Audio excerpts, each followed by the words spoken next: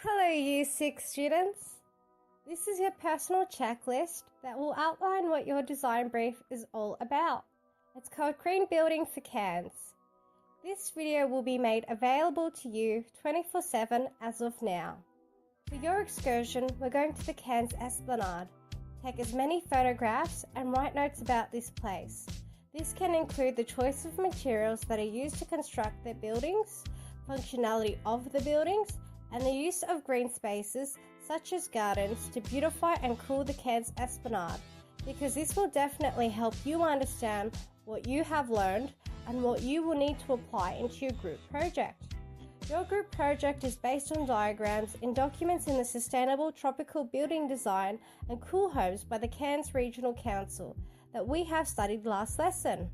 You will work in groups of 4 during the excursion, where you and your group members will come up with a design idea for a brand new classroom for our school.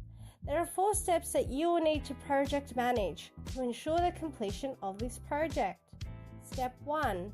You need to make a schedule to outline the steps and tasks, organize time, and identify the equipment needed to complete this project.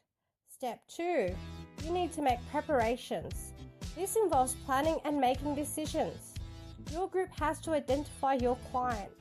This includes you, the teachers and the principal of your school, the students of your school and their parents, and the Cairns Regional Council, and the future users of this classroom. What your client needs. We need to design an energy efficient and eco-friendly classroom for our school. This is to help our school reduce our carbon footprint for Cairns by addressing all or either of the following: energy consumption, water usage, and minimizing the amount of waste created. You and your group will need to present your classroom design as a multimodal presentation to the school and the Cairns Regional Council that includes the photographs that you have taken of the Cairns Esplanade, research that you have conducted, the sourcing and management of materials needed for this new classroom, and a blueprint of the size and dimensions of your new classroom design. You will need to conduct research. This is to ensure that you have created an original idea and to also find out what other designs there are. You will need to make a judgment on your project's success. Questions may include: does your design suit the climate conditions of Cairns, and does it support green building? How sustainable is your design or the choice of materials that you have selected? Is your new classroom design functional? Has it integrated recycling, reusing and reducing waste during the deconstruction of the former school classroom, as well as the construction of your new one? Are most of your resources locally sourced? Does your classroom have either of the following: solar panels to use solar energy, a water tank for rainwater, or a garden to keep the new classroom cool? Have you embraced the idea of passive design? Why or why not? Step 3. You need to allocate resources. What are the roles of your group members in your team?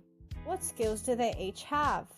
Do you have a backup plan just in case one of your group members is sick, or if your original plan does not work out? Step 4.